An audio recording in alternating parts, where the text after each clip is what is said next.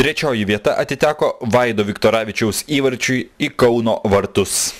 Buvo labai geras perdavimas iš Pauliaus Ališausko iš krašto, apėjo, pakėlė, o man beliko išlysti ir pastatyti galvą.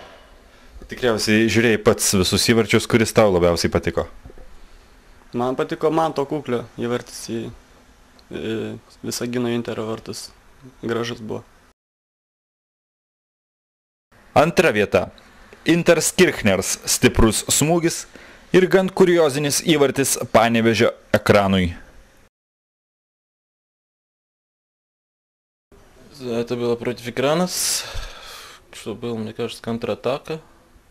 Защитник, я думал, что он пойдет на мяч, он отошел назад, и я решил пробить. И получился хороший удар и вратаря. Ну, курьезный гол немножко, но хорошо, что в сетке. Сам который гол бы выбрал лучшим? Из этих, которые, да. Мне понравился этот Виктора гол, который пошел. Это был какой гол? Против Интером, да, что он подошел, 3 обвел и, не знаю, пас давал или был, но это получилось красиво. И мой тоже хороший.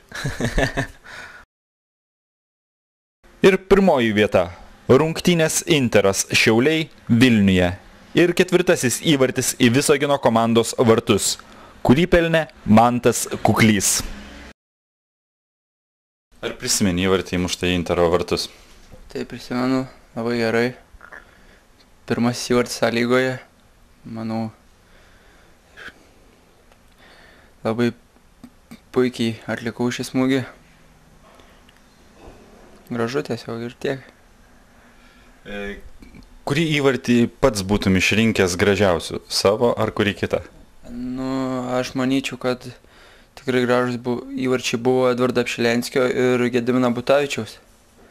Na, tačiau žiūrovai nusprendė, kad mano, tai tebūnė mano. Ar tikėjai, kad tavo įvartis gali būti pripažintas geriausiu? Na, iš pradžių gal ne, bet kai pamačiau, kad žiūrovai balsuoja už mane, šiokia tokia mintelė buvo, kad galiu laimėti. Taip ir atsitiko.